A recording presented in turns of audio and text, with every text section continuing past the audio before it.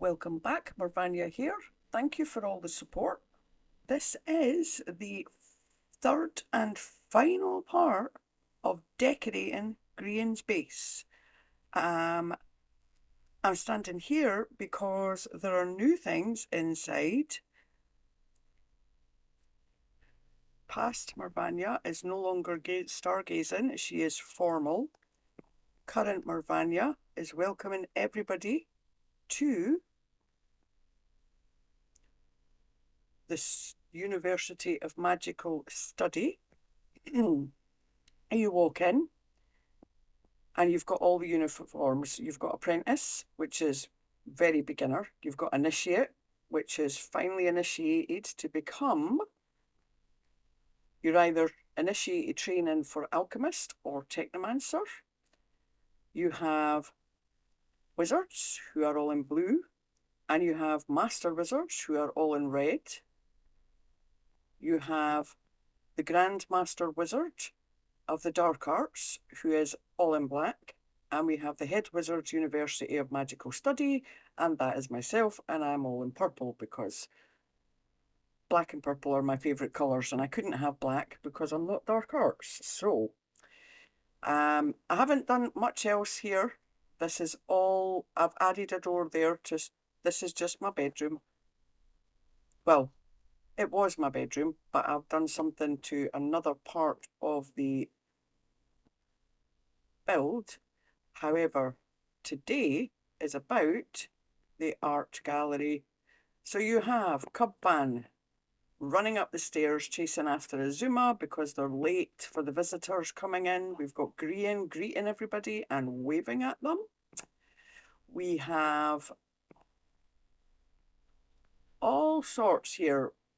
Now, the University of Magical Study accepts beings that are not accepted anywhere else. That is why you see zombie villagers and Endermen and various other beings as guards and sentries, because the University of Magical Studies treats them very well, and they did not choose to be what they are. So, and they want to learn, as you can see. Mr. Shulker here is pointing at Azuma's base. And this is why I love immersive paintings. I could not have got that on any map. That just looks so spooky. I happened to be standing at Falsey's base one night and I seen it, and I got the picture, but the beacon was on. So I had to find the beacon opening and shut it and wait another full night to get this shot because I thought that just looked amazing. So that's Azuma's base. You have Ollie sitting, admiring Scar's base. You have an actual cartographer speaking to Whip about dock space, and I love this. I couldn't get it any. I tried to fit as much of dock space onto this as possible, but that is an understatement. This is you can see the path. That's just over half. There's no way I was getting any more of this picture on here. I did my best. And this is a base. I am looking at decorating at some point, but this is a long-term goal. I'm going to have to go into creative and test out a lot of things to finish what Doc wanted, and it won't be with pixel art because I've tried Lightmatica and I don't understand it. So it will have to be something else. This is Iskal's. Oh, I have to fix that. That is XP Crafted at the very top. I love that warden with the villagers. Now, I did watch the episode because I thought, what is he doing? And I can't remember if he was dragging the warden up from the depths or lowering it back down to the depths. But either way, when you're actually standing there, one, it's huge, and two, it adds a lot to the feel of the area. This is not XP Crafted. I don't know how that sign got in there. this is Iskal's, and this is another base that I want to have a go at finishing. Again, long-term project, but I did like what Iskal was doing to the cave. It did look complicated though, and it did look like a huge undertaking, um, especially for somebody like me, because I've never built in caves before, because I'm terrified to even go in them. Grian's base, I just, yeah, with the past me stargazing. Um, so that's that. You've got Ijevon's base. Again, I couldn't fit the traders building, which is on this side. Is it the traders building? There was another building on this side. I couldn't fit it in the picture, but I did what I could. Um, just for completion's sake, Rendog's Scabland base. We've got Stress Monsters base. Um, in map format, that doesn't look too bad because you can see the structures. That's the tiny one that I started with before I realised there was a dragon overhead. And if you haven't seen the dragon short, I recommend go and see it. I'll put the link in the description. XP Crafted Space. Now that is the Warden tower that is over there. And you can see it doesn't do it justice. That's why I needed a picture as well. I just couldn't fit them both on this board. So yeah, you've got that. Have I missed anybody out so far? Ah, yeah, you've got Joel admiring Grian's base, very confidently thinking that Stratos is on the same level. You've got, oh, what they call Strider. You've got a Strider admiring Joe's pinball machine. And you have little Timmy come back to see the Empire's Village Christmas Town. He's so cute. Now, you'll notice that not everybody's is here. You've got Falsey's base. I recently did a tour of Falsey's base. If you want to see that, I will link I will put the link in the description. You have Corralis's base, and you have a Vindicator admiring Corralis's base and realising before we joined forces to fight the Skulk that that's how they couldn't get into Corralis's base. It's too complicated and confusing for them to work their way around it. So yeah, he's taken notes for future reference, by the way, folks. In this corner we have just a random trophy, Grian's base in a map format, which is that Grian's base? Yes, it is. And you can see it's not done justice. So hence I needed the immersive paintings for this. You have an Enderman enjoying the colourful Zedaf map, which I thought did look really good on a map, which is why I left it on the map. You can't beat that. And then you've got Cub and Cleo's Museum District up there. And then over here in the immersive painting, I took a screenshot of my actual map because I use Zero's maps. Is it Zero's maps? Maybe not. I can't remember. I use a map mod to help me get around because everything's all over the place here. So this is the whole world, and you can see here, if I'd done Doc's Perimeter as a map, doesn't show you half the work he did.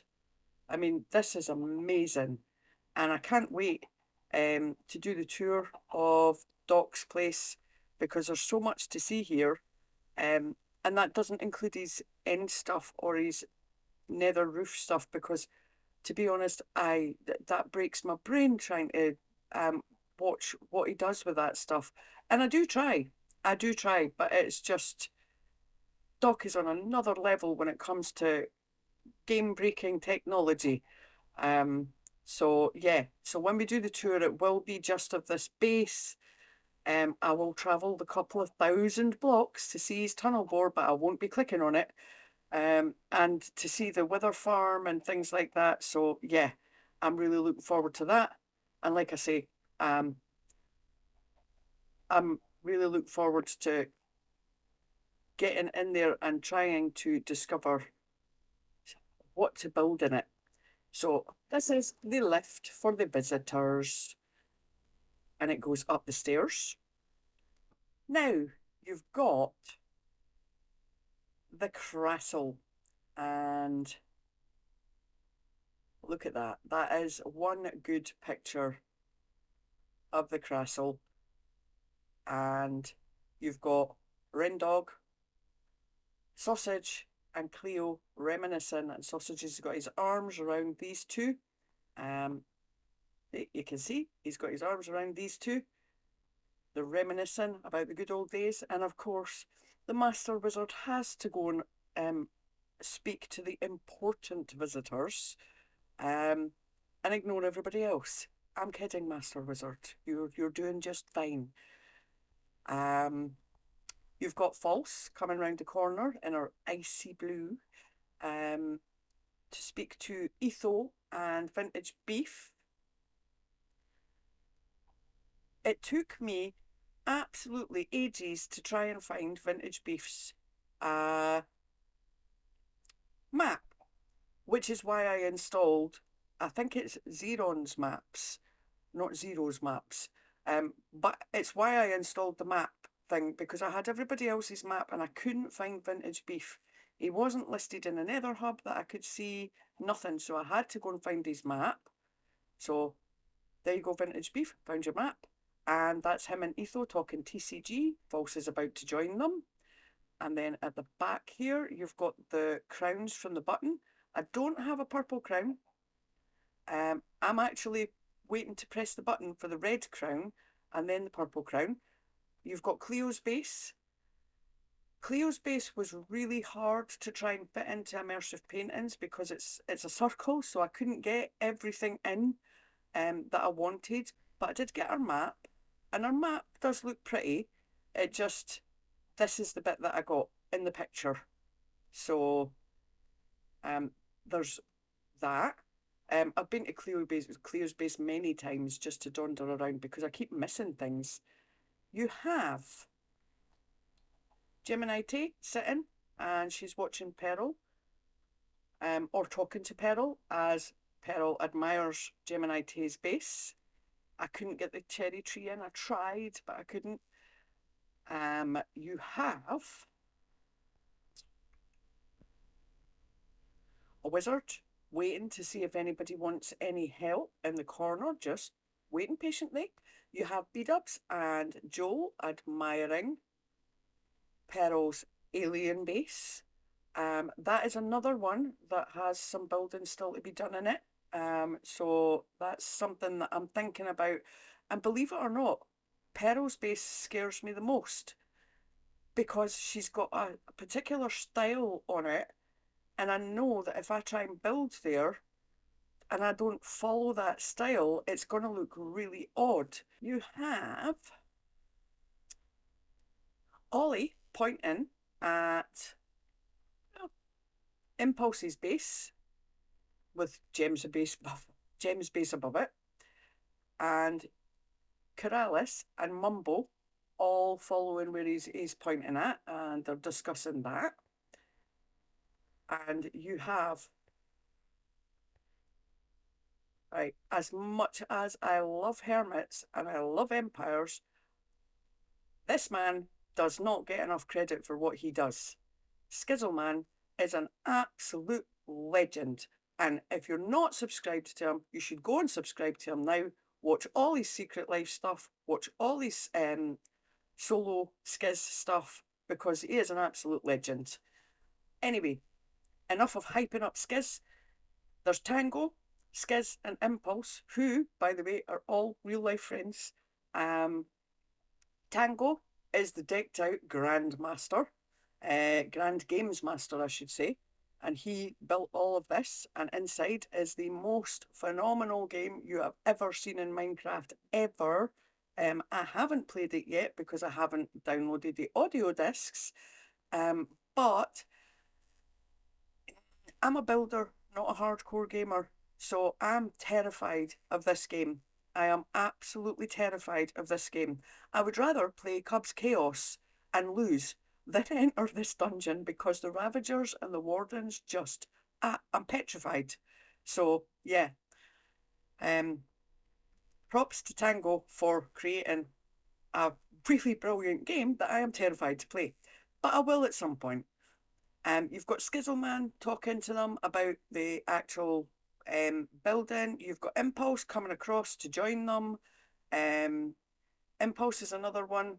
That's his building over there this season. He blew it out the park with his mine. I mean, you need to go and watch their videos to see how much work they put into these things. Um, and if anybody joins season 10 Hermits, I want it to be Skizzleman. That's a hint to all you hermits.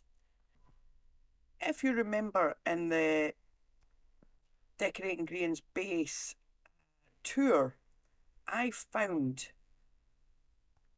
a weapon in this building, and I thought it was only just that this weapon be incorporated into the build, because we are the University of Magical Study and people will be wanting our secrets. So there is the cannon. And here is the guard room. And you'll notice the bells. The bells lead all the way up to this room. So these guards, and yes, we do accept piglin brutes as well. They did not ask to be born as piglin brutes, and they did not ask to be mean. Some of them actually want to be nice and helpful. So we accept all beings to the University of Magical Studies. I cannot highlight that enough.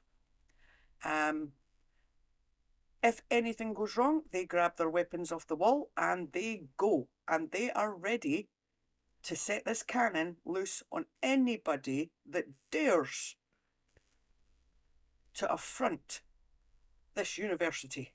So we have this guard is getting ready for duty. This guard, he's done his duty and he's getting ready for bed. The brute is getting ready for duty and he's getting ready to stand guard on the cannon. Not the most exciting job all day, but yeah. Oh. But this loyal zombie villager is ready to do the work to protect this university. We treat them very well. They all get, if they want to move on and study at the university, they can, as you can see. But a lot of them just like to protect it and do their job. But that is past Mervania in another dimension. That's Rendog and Doc looking at an ender crystal and a dragon egg. Rendog. If you ever watch a prank, watch the dragon egg prank, because Rendog just, he gets hysterically happy at throwing these eggs all over the place. And another picture of Grian's base. Obviously, this is the base they're protecting, so they need to know all the routes round. Picture of the dragon egg room. A picture of the main study hall before all of the students joined us. This is me in another dimension with my super smelter. And that is it, I think.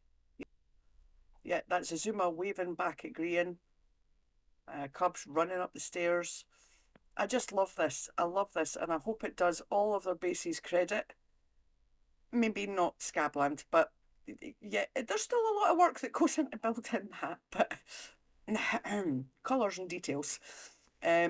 So yeah, I really hope I've done all our bases justice, and I will link Falsy's base and the dragon short for Stress's base in the description. So the last little bit that we have to go and look at, just to let you know, we are flying to that rock up there, because this is the one that I've decorated, and one of the towers was actually connected to this, and I didn't realise, so I just unblacked out the windows and I made that a little home for Mervania to sleep in when she is on her days off. Getting up onto this is not my best. Oh, I did it. Right, so this is a little tower that was connected. So I've just put a little crafting station in, some books, some chests, ender chest, and some lights. And you go up the stairs, and there is a bedroom, and there is a picture of the castle on the wall, just because I like that one. There is a note block, but no records here right now. And then you've got upstairs, which I was going to put some potion brewing stands and things in here just for potion brewing. I just thought it was nice to decorate this tower because it was all sort of dark and had monsters coming out of it. So this is the one with the cherry tree. And yes, I did eventually get rid of that shulker box thing because I realised after I said, I'm not scaffolding up here in the decorating part 1 video, that yeah, I could have just flown. Sometimes I am so stupid, it is unbelievable. So, right, so you follow these stairs down. And I will admit, initially this was a frog sanctuary. But in the last video, when I went to show everybody the frog sanctuary, all the frogs had despawned and I had name tagged them, so I have no idea what went wrong. So I gave up on that. All right, I still have 3 frogs that are not despawned, but the question is, do I have any tropical fish? Because, oh yes, I do, although they're congregating in an area. So yes, I've built this as a tropical fish and frog sanctuary. And that stands for not at resistance. So I've just left that there because I really just wanted something nice in one of these rocks, not just another farm. So yeah, there's all the tropical fish, although they seem to be congregating in various different areas. Just as a wee update, final count on crafting tables found all around Grian's base is 41. 41 crafting tables found in the most unbelievable places. But it was fun collecting them. There's 40. There's 1. It was fun collecting them. And then I've moved some dragon eggs, although based on the dots on that map, I think a lot of them are dragon eggs. So I'm going to have to go do some searching. But I've picked up 19 with pistons and I haven't found any more in chests anywhere because I dealt with the chest monster way earlier. So picking them up is now a thing. So I've picked up 19 so far, but like I say, based on this map, I think they are all dragon eggs. It has been a pleasure decorating Grian's base. This is the final part. If you want me to decorate somebody else's base, please let me know. My favourites are Pearl, Doc and Iskal. But if you have anybody else in mind, let me know. I'm going to be working in creative, trying to set something up for Doc's base, because that is a rather large job. And we'll see what comes of that.